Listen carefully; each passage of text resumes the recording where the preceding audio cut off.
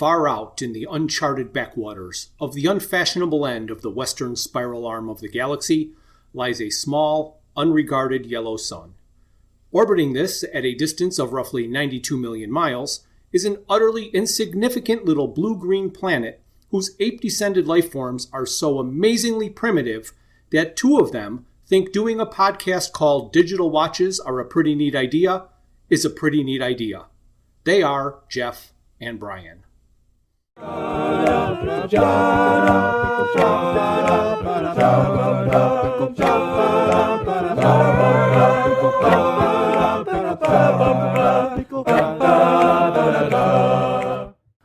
there, this is Jeff. I'm with my friend Brian, and this is our bonus episode.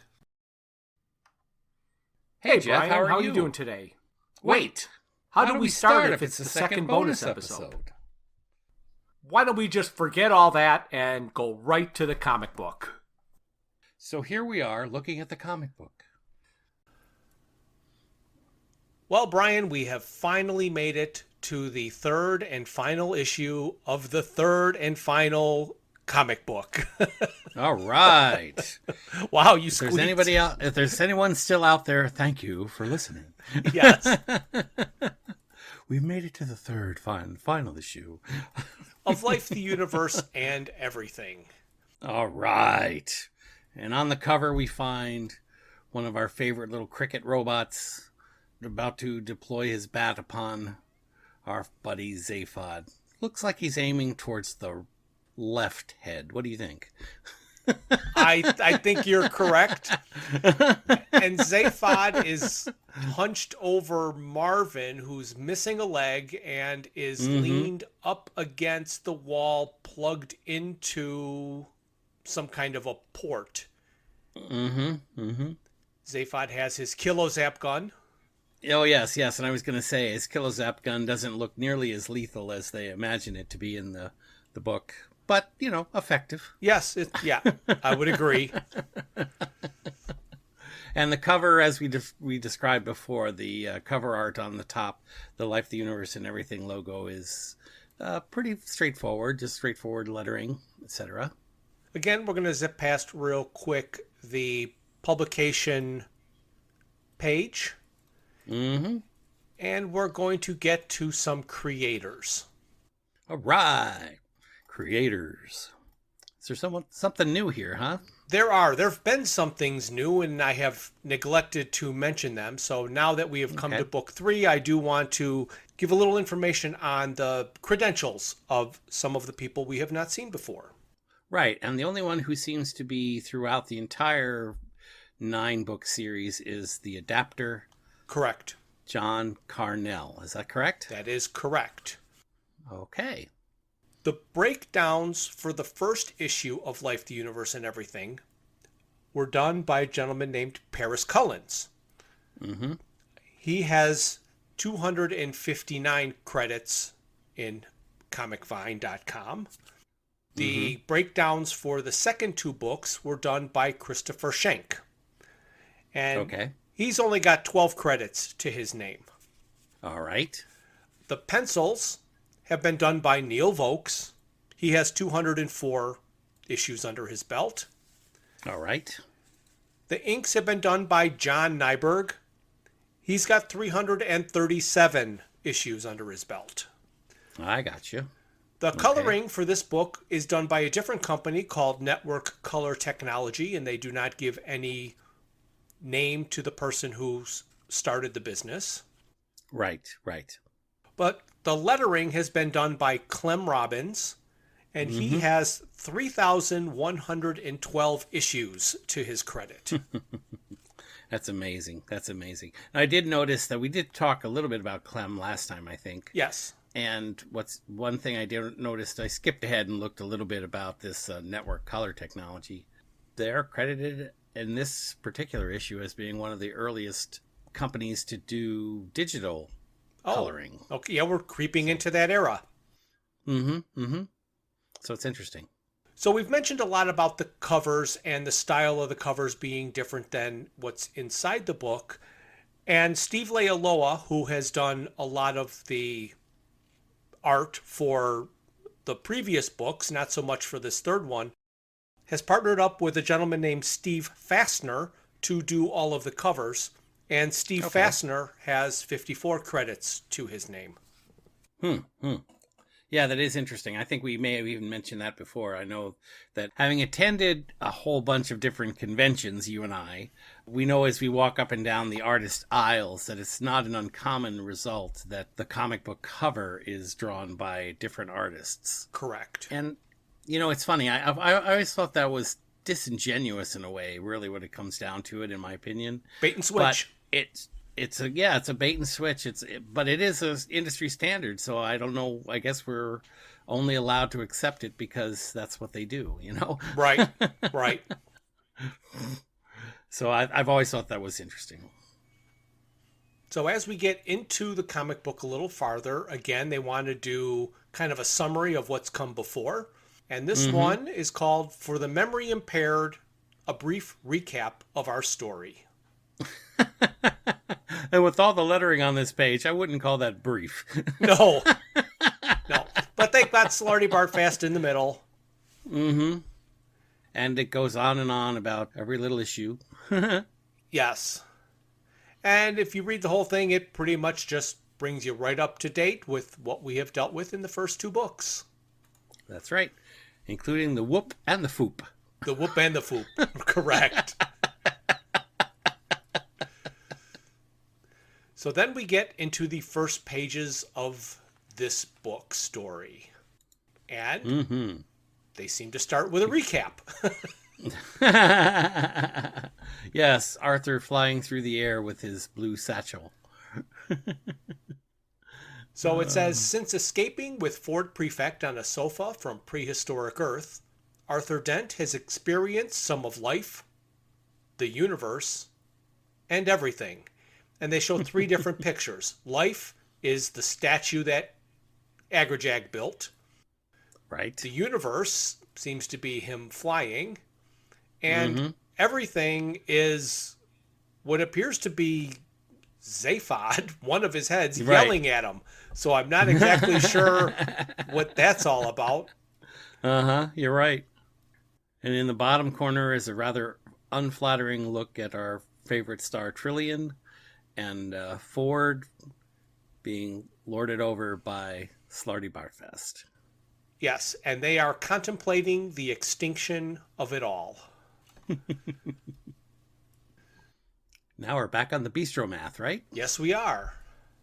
And Ford is talking to Arthur about how Ford is a coward, and at least he's still alive. And Arthur is saying that he's still alive even after asking Thor to step outside for a fight. Poor Thor. Yes. He must be Thor. Oh, wow. I'll edit that out. I'm sure you will.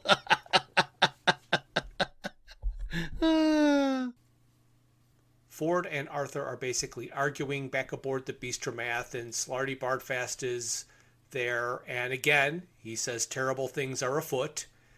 They have fared rather pathetically at the party, and their only hope now to prevent the robots from using the wiki key is just having to go there. And he doesn't like that idea, and we'll all probably end up dead. What a nice thing to say. Oh, they kept the potato chips. So Arthur is asking where Trillian is, and Ford is asking where his potato chips are. And Slarty Bartfast tells them they are both in the room of informational illusions, where Trillian is trying to understand some of the problems of galactic history. Right, and here again we have that pinkish hue that goes throughout the guide description normally, but this is the informational illusion description. Yes. And a picture of Trillian eating the chips and engulfed in the imagery of the past. Yes, and right now the first thing she is learning about is the Silastic armor fiends of Striderax. And that fighting is what they were good at. They used to take out their aggressions by punching bags of potatoes. I love this. The poor potato. The poor potato, yes. Punching the sack of potatoes was not very efficient, and it was very time consuming, and they decided they could just shoot the potatoes instead. So in this, they've got a picture of the Silastic Armor Fiend, who's kind of a giant character with these uneven spots, extremely muscular, and he is just smashing a sack of potatoes with one fist, that very big bag of potatoes. And then, of course, he shoots it, and then he shoots all kinds of other things around the room. Blasting away with his large weapon, shooting projectiles out the side. Yes. And that led to a renewed enthusiasm for shooting. And then they got interested in war. Right. And another one of their achievements was that they were able to shock a computer. The computer that they shocked was named Hector, and it was remembered as one of the most powerful computers ever built. And so then they had a couple of wars, and the thing that shocked the computer is that they ordered Hector to design for them the ultimate weapon. He wanted to know what they meant by ultimate, and they said, read a dictionary. While punching a sack of potatoes. Of course. Oh my gosh. So Hector designed the ultimate weapon. It was a very small bomb. It was a junction box in hyperspace that would connect the heart of every major sun simultaneously, thus turning the entire universe into one gigantic hyperspatial supernova. Mm-hmm. And when the Armor Fiends went to use the bomb, it didn't work. Sentient computers. A new topic of discussion. Yes. Yeah, current one too. Mm-hmm. Yes. So Hector had been so shocked by the idea of setting off the bomb that he introduced a small design flaw into it and hoped that everyone would understand that the bomb never needed to be set off. And I'm going to check the next page real quick. The comic cuts out a passage that I thought was really interesting, which was basically, I'll paraphrase, that the results of setting off the bomb would be far worse than anything that they thought was the reason they should set off the bomb. So, so Hector was going to make sure that it didn't work, because that would be the end of everything, including the ones who set off the bomb. After the Silastic Armor Fiends discovered Hector made a faulty bomb, they were so upset that they destroyed Hector and started fighting everything, including themselves, and ended up destroying themselves in the process, which was a relief to everyone in the galaxy. Including the potatoes. Yes. Yes. And Trillian is still eating her potato chips. And then there's a big Up Next box on Netflix. Yes. Yes, exactly. The history of the Cricket Wars follows shortly.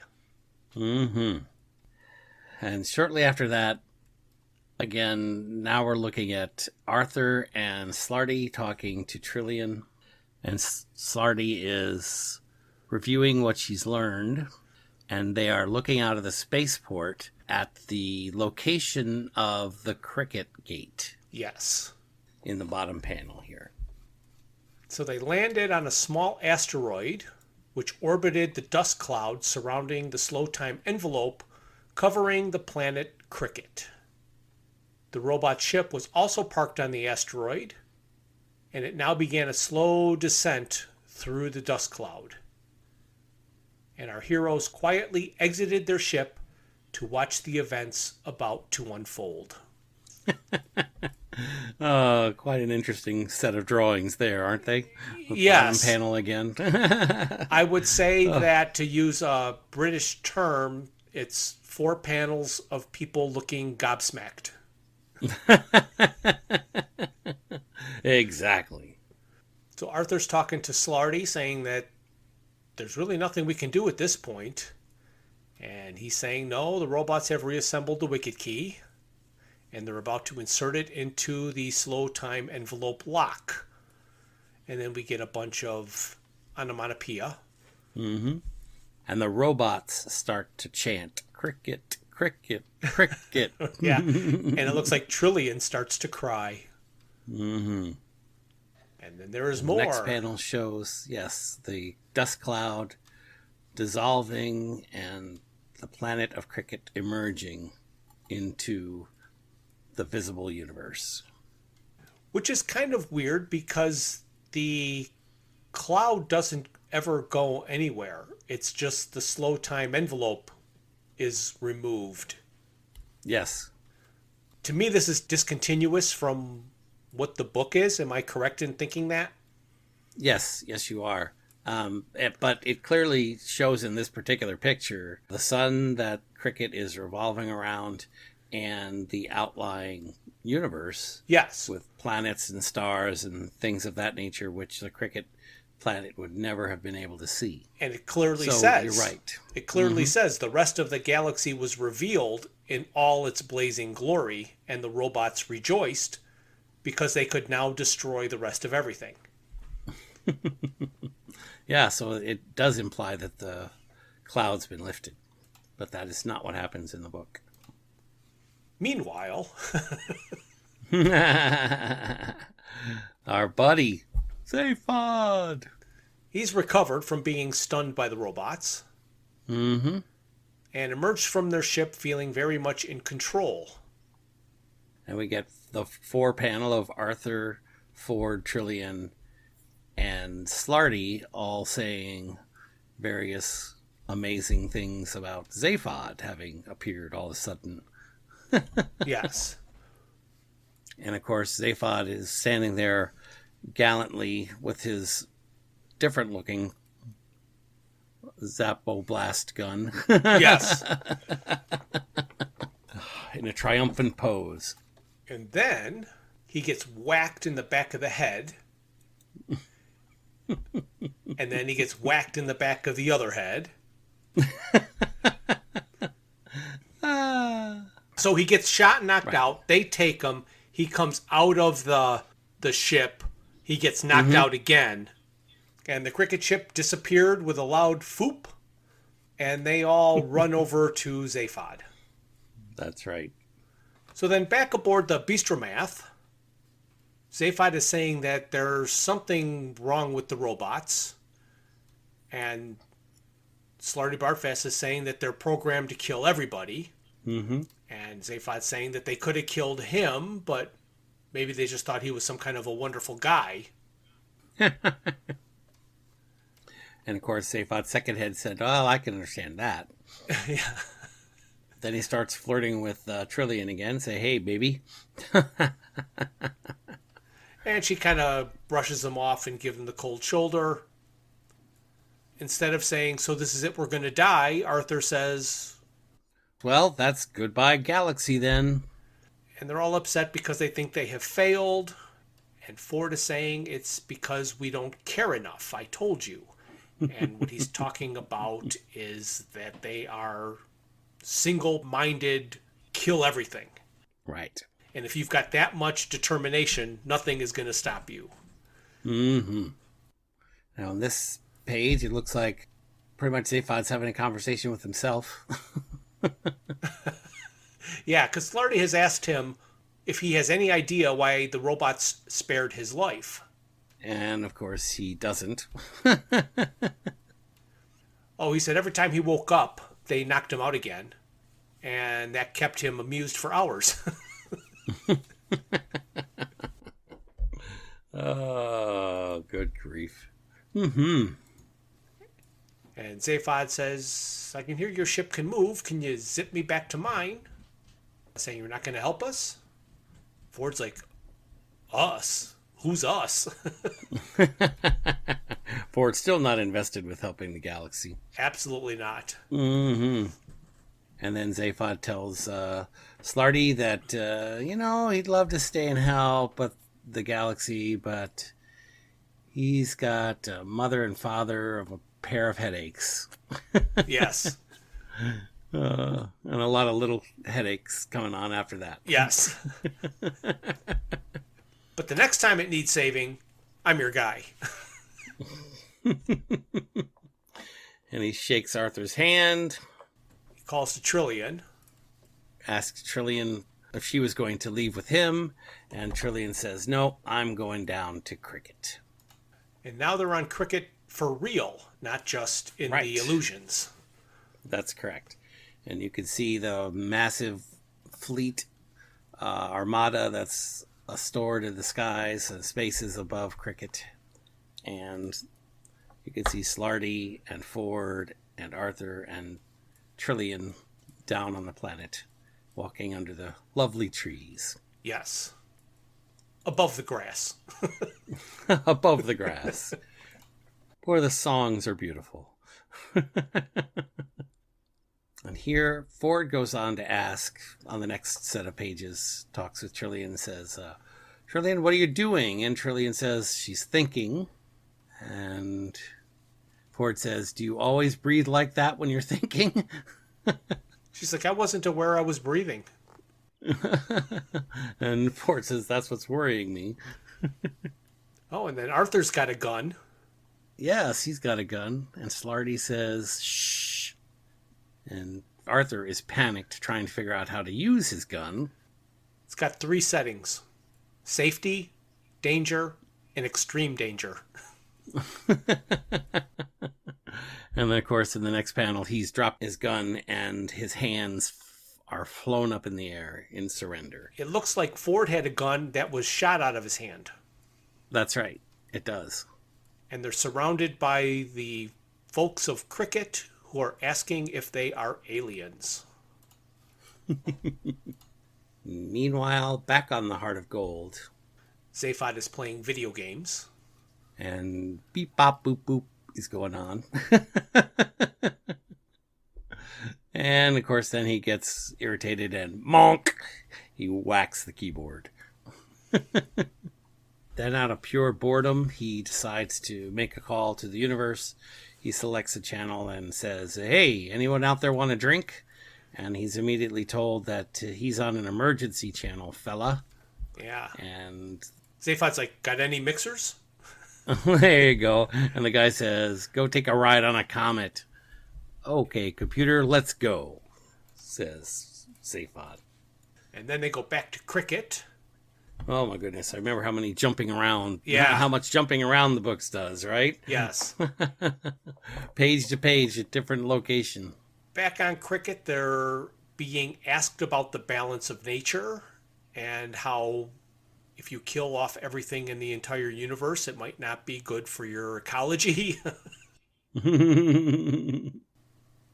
And they're keen on ecology and sport. Yes, sport. And then, of course, they start. The cricketer looks down at her weapon. Looks like a she, anyway. And says, well, suppose we better kill you all then. And then she looks up and says, unless there's something you'd like to chat about. And everybody looks at each other stunned. Yes. And they're talking about some of them quite keen to have a sporting links with the rest of the galaxy. And so it might be a mistake to destroy it. And indeed, the rest of the universe. So they decide to talk about it, and there's a very touching round circle with 2 hands touching, with Trillian reaching out to a cricketer. She's like, we have this bomb. And the cricketer's crying on the shoulder of Trillian. And Trillian staring into the eyes. And she says her favorite line that she's always wanted to say. I want you to take me to your leader. Oh, yes. And then, of course, another page, another location. Yes. Now we're back up in the fleet, and we find Zaphod crawling through the ventilation tubes. Yeah, so evidently when he decided to go take a ride on a comet, the comet took him to the Cricket Warfleet. And his shoe he says shoe, but his spaceship that looks like a shoe is docked underneath one of the large ships. Zaphod has escaped his ship, and is crawling through the Cricket ship and encountering various items as he goes.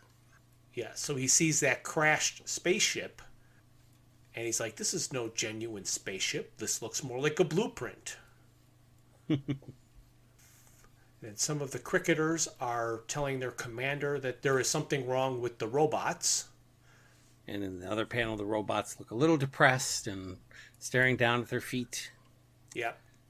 And they're thinking that the robots are a little down because they're being phased out of the war effort now that they're going to detonate the bomb. They seem to be sulking. Yes. And the commander says, Don't be ridiculous. Whoever heard of robots sulking? And then on the next page, we find our favorite sulking robot, Marvin! yes. Here he is in the pose. We've seen him on the cover, leaning Right. up against the wall with his leg missing and wires sticking out. His his right arm actually torn up and kind of dangling. Mm-hmm. And he's making up limericks, or singing little songs to himself, as Yes. we remember. Kind of his lullaby. Right. How I hate the night. Yes. Zaphod has emerged from the air vent and says, Marvin, was that you singing? And he said, I am in particularly scintillating form at the moment. Zaphod says, are you alone? And he says, wearily I sit here, pain and misery my only companions. And vast intelligence, of course. And infinite sorrow. And Zaphod says, what's your connection with all this? And he's like, this? They've got me running the whole bloody operation. I can't believe Marvin ever said bloody. Right? Because that is not a robot. Not a robot thing to say. It's certainly an English thing to say. Yes. And then Zaphod says, then I guess you must have saved my life twice. And at that moment, He says 3 times. And he shoots a robot. the cricket robot is about to wallop him once again in the head. And he explodes. He just explodes, yes. And Zaphod says, you're doing a terrific job. And Marvin says, which means I suppose that you're not going to release me. And he says, kid, I'd love to, but you're working well. Why stop now, just when I'm hating it? So Zaphod says, got any idea where I can find Trillian and the boys? And Marvin tells him that he can monitor them from here. And then we see Trillian talking to the Cricket Council, Mm-hmm. talking about their history just being a series of improbable events, starting out with their isolation from the galaxy being freakish. Mm-hmm. And she says it's obviously a setup. Ooh. Conspiracy. So she asks them if they have any idea what the odds are against a drifting spaceship accidentally intersecting with the orbit of a planet, especially the one planet in the galaxy, or the whole universe as far as I know, that would be completely traumatized to see it. And then she says, I wouldn't be surprised if that spaceship was a fake. Then she kind of insults them, saying all of a sudden they've got all this technology almost overnight, that someone had to be feeding them what they needed to know. And do you expect me to believe that you are bright enough to invent something as brilliant as this supernova bomb, and dumb enough not to know it would take you with it as well? And this is really an unflattering picture of Trillian in that bottom right-hand corner. It is. Speaking of sack of potatoes, and her 1980s haircut. Yes. And so Zaphod is wondering about the bomb thing, and Marvin explains it to him. And Marvin explains they think they've built it right, but they haven't. They are as stupid as any other organic life form. And he says, I hate them. And then Trillian, right after that, of course, says to the council, in fact, you're so dumb stupid that I doubt you've been able to build this bomb properly. Without the help of Hector for these last 5 years. And then Cricket Council says, detonate the bomb. And then Zaphod, in a panic, says to Marvin, can't you do something? And Marvin says, they're on an independent circuit from the others. That's the cricket robot that's about to detonate the bomb. Right. And the cricket robot takes a thwack. The bomb goes boomp. Right. So he swings his paddle, hits the ball against the wall, and when it didn't explode, Trillian said, now we can go talk to Hector. And so, again, we see the Heart of Gold floating outside of the... Well, actually, it looks like it's orbiting the world in this particular image. Mm-hmm. And Trillian is saying, Hector, where are you? What are you up to? Yeah, this is funny. Editorially, I've always wondered about this scene. If Hector's real goal was to let the world or the universe explode, why didn't he build the bomb correctly at this point? Right. Instead of what he does. I don't understand this part. I guess it would have made for bad TV. Yes. So Trillian and Arthur meet Hector, and he says that they're going to be safe, and they're on the light bridge, and there's a sofa. The sofa that doesn't look anything like the sofa that they first appeared on. It's similar. In that it is a sofa. Yes. Not just a love seat. Cushions and all. Oh, gosh. So, if you go to page 10, I guess, where the sofa appears, you will see it is the same sofa. Really? Colored differently. Oh, maybe that's why. It's got the wooden frame just like that. That's brown wood instead of this yellow color. And these cushions are pink where they were red, but it is definitely supposed to be the same sofa. Oh, there you go. Interesting. It's been so long since we looked at that picture. Yes. And here Hector is discussing things with Trillian, talking about what he can do with light, asking if they are comfortable. And he wants to congratulate Trillian on the accuracy of her deductions. And then Arthur, needing something to say, is just like, yeah, that was all her, but I'm just here because I'm interested in life, the universe, and everything. And he wants some tea. There you go, of course. And then we see Hector and another chaise lounge that looks like a sleeping lounge that you might find at a psychiatrist's office. And he says he's just going to sit here on the couch while you play therapist. And Trillian wants to know if, other than light, can he construct real things like a spaceship? And he says he can. And here we see a picture of a close-up of Arthur's bag. Yep. In anticipation. And he looks like nervous and... Yes, he does. Teeth grinding or something. Mm-hmm. And it's kind of a funny, obviously the scale of Hector is way out of proportion with the chaise lounge that he's lying on. Right. Oh, that's funny. This is where Hector is just talking about taking space dust and space debris and molecules and encouraging and suggesting them together, tease them into shape, but it takes many eons. Right. And Trillian asks if he had made the model of the wrecked spaceship, and Hector admits that yes, he had. He made a few things, in fact. So he said that he repented the sabotaging of his own design for the Scholastic armor fiends, and it was not his place to make such decisions. He was created to fill a function, and he failed in it, and he negated his own existence.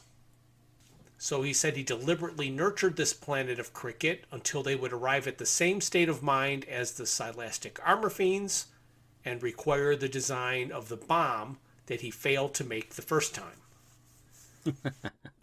Oh my gosh. Again, the twisted plot of this particular story. Yes. He failed to make it the first time, and then he makes it a second time with the help of the cricketers, and he fails to make it a second time. Right. But then, of course, he finally makes it a third time. And puts it in Arthur's bag. Yeah. Oh, okay. It's a logical extension that I would have naturally made had I been a spaceborne computer with a grudge. Yes. Well, there was that revenge, of course, because he did get pulverized and left crippled for billions of years. Yes, yes. He said you'd feel the same way. And Trillian says, does it worry you that you failed? He says, have I failed? No, failure doesn't bother me now. Trillian says, you know what we have to do. And he says, yes, you're going to disperse me, destroy my consciousness, be my guest after all these eons. Oblivion is all I crave. If I haven't already fulfilled my function, then it's too late now. Thank you. Good night. Drop the mic. And the sofa, which apparently Arthur fell off of. Yes. At the exact same moment. Kerplunk on his behind. But he's still sitting on the light bridge. Yep. Oddly enough. So they're back on the Heart of Gold. After Hector's dissolution, the pieces of the Wicket Key were freed, and Arthur collected the ashes from the burnt cricket stump that had formed the wooden pillar. He decided that they should take the ashes back to Earth, to Lord's cricket grounds, in their proper time frame. That's where these ashes belong, and he feels that very strongly, even though the Earth is going to be destroyed in 2 days after he returns them. He is determined. Right, and of course, then Slarty is saying that this is exactly the sort of thing the campaign for real time is trying to put a stop to. Arthur says, yes, but you try telling that to the MCC, the Metropolitan Cricket Club. And then Trillian is relating to Ford. Ford says, what did he say? Or what did it say? And Trillian said, what's done is done. I fulfilled my function. The most ominous line in the entire book. Mm-hmm. So Ford and Arthur travel through time and space back to the cricket grounds to return the ashes where everything is exploding and on fire. And there's a giant stick through somebody's back, one of the cricket robots. Yes, and here we see a policeman chasing after Wowbagger, saying, I'm arresting you for insulting behavior. And just as that ship disappears, Ford and Arthur reappear on the planet. Arthur with his blue bag and his bag full of ashes. Yep. People are running in terror in every direction. Yeah, he's trying to take credit for saving the universe. Thinking that should be a crowd stopper. And Ford said, well, it wasn't. Arthur goes running towards a police officer and said, I've got the ashes. They were stolen by the robot a minute ago. So after Arthur explains how the ashes were part of a slow time envelope and that the cop can guess the rest. He said, the point is that I've got them, and what should I do with them? And then the officer whispers in his ear.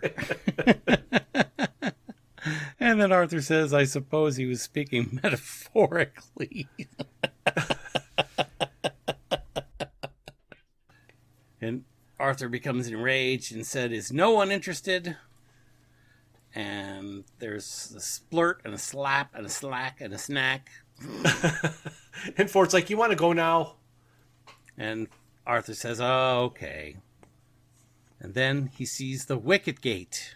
Yes. He's like, hold on, one moment. When I was a boy... You can tell me later. I had a passion for cricket, but I wasn't very good at it. Or not at all, if you prefer. And Arthur goes on to say, I always dreamed rather stupidly that one day I would bowl at Lord's. Okay, get it over with. I'll be over there getting bored. Yes, Arthur has been carrying the cricket ball around in his air travel bag. Just in case you wondered where the cricket ball was going to come from. Yes, that's funny. And Arthur prepares to bowl the ball in all the bowling stance. And just as he's about to throw the ball, he sees that there is a cricket robot standing there in front of the wickets. Yeah, so he's throwing the ball back and forth from hand to hand, and he's holding it up in front of his face, squinting one eye and aiming at the wicket. As he's running to throw the ball, Arthur is remembering things that Haktar said. And Haktar says, have I failed? Failure doesn't bother me. What's done is done. I have fulfilled my function. I managed to make a few things. And just at that moment, Arthur says in the comic book, the bomb, and he trips over his bag. And misses the ground when he falls. Because he was so intent on the bomb that he forgot to fall. Yeah. And he missed the ground entirely. And he said only a cricket robot's bat could detonate the bomb. And he does a big swoop. He grabs the bat from the cricket robot, swoops up into the air, and kathwack! Knocks the cricket robot's head off. And very unimpressed, Ford is saying, are you coming now? Oh my goodness. And the epilogue begins. Yes. After further travels and many more silly adventures, Arthur has left the Heart of Gold and everybody's waving goodbye. Arthur then decided to find himself a nice little world, settle down, and lead a quiet, retired life. After some time, he settled on the planet Cricket, which was now, once again, an idyllic pastoral world.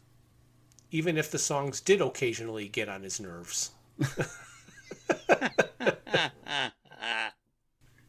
And of course, while he's on the planet, he spends a lot of time flying, where he's listening to the conversations of birds, and he decides that bird conversation is pretty boring.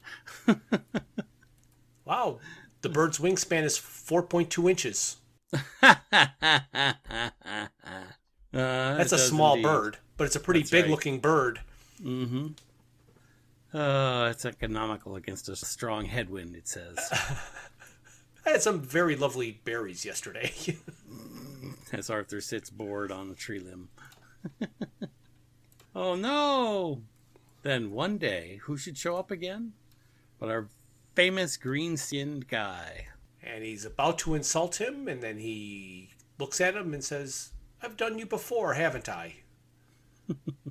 And Arthur just falls down crying. Into the grass of flowers, looking up at the sky, and we are reminded that this is, in fact, the end.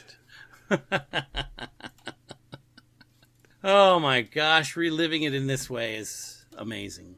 I'd almost forgotten how disjointed those scenes were from jumping back and forth. But as we discussed when we originally discussed the book, and even different parts of the radio show. This particular book was designed against a treatise that he wrote for Doctor Who. Correct. So all of these little cut scenes were intentionally designed to be TV-like. Cut scene to here, cut scene to there, And it works for TV, but doesn't really translate, in my opinion, as well in a book. No, it doesn't. It's really hard to keep everything straight in your mind when you're jumping back and forth so much. Mm-hmm. And then on this final page of the book, we see Arthur flying in the sky, Ford looking at his Hitchhiker's Guidebook, Zaphod lounging against Marvin. Yep. With holding a large bag bottle in his hand. Is it a bottle? Yeah, it must be a bottle. Yep. Thumbs up with one hand. And Trillian in what I would have to say, one of her more attractive poses. Yep, I would agree. Wearing an outfit very reminiscent of the TV series. Mm-hmm. We've got Slarty Bartfast leaning against the group, looking away, contemplating what to do next. And at the bottom it says, "So long, and thanks for all the fish." Which, if I had seen this in normal time, like when it first came out, I would be expecting a fourth comic. Right. And then we get to the explanation of the creators. Mm-hmm. We talked about them already at the beginning in Network Color Technology. That's correct. We did. And then we come to the managerial page with all the editors. And lastly, the back of the book, which is supposed to get us to buy it. We've got Arthur in a superhero pose with his fists out and his manic face as he's swooping through the air. And it says, "Arthur Dent, superhero? Is it possible? Then yes." It says, "In this final volume of the answer to the question of life, the universe, and everything, you will see the unexpected, the unusual, and the unthinkable. As mild-mannered victim Arthur Dent, yes, Arthur Dent, turns distinctly heroic. Trillian unravels the mystery enshrouding the planet Cricket by psychoanalyzing a supercomputer. Marvin the paranoid android takes great pleasure, no, really, in destroying the Cricket robots." The stunning conclusion to the Hitchhiker's Guide to the Galaxy trilogy. All right. Well, this was wonderful. Yes, indeed it was. I am so happy I've got to go through all of these thoroughly. Like so many times you just look at a comic book and you don't really dive into it. We're here. It's interesting. I mean, overall, what we've learned from what we've seen in the comic book was there was very little divergence from the book itself. And we learned that the hard way. Yes. Which we'll be talking about shortly. And we also learned that there was some translation errors along the way, turning certain humorous events into not humorous. Yes. Yep.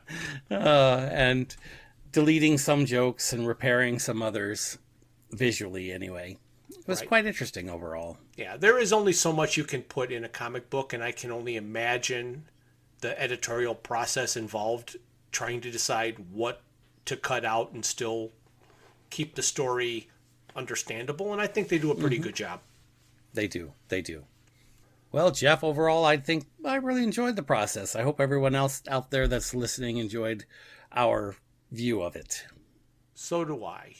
And our next episode that's coming in September is technically not going to be anything involving Douglas Adams, but it is involving The Hitchhiker's Guide to the Galaxy. That's true. We are going to do And Another Thing by Owen Colfer, which is the 6th book that was added long after the first 5 and Douglas Adams' passing. Mm-hmm. Written without any notes from Douglas Adams or any reference to material that he had left behind. Right. This is a total new and unique property. I look forward to listening /and/or reading. Yeah, that's right. It will be my first time. There you go. So now that everybody knows what's coming up next. So say goodnight, Brian. Jeff. Wait. Not this again?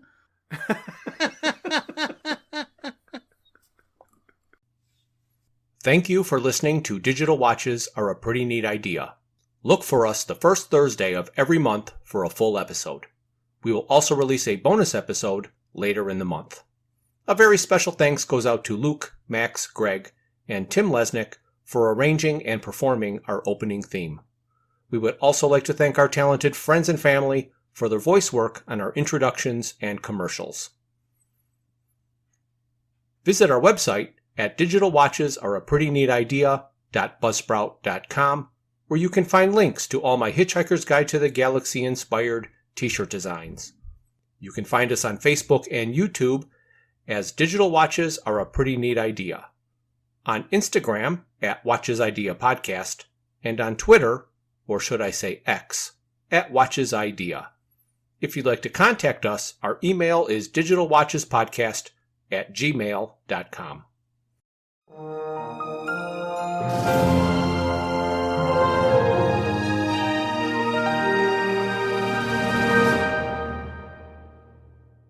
This has been a Froods for Thought production.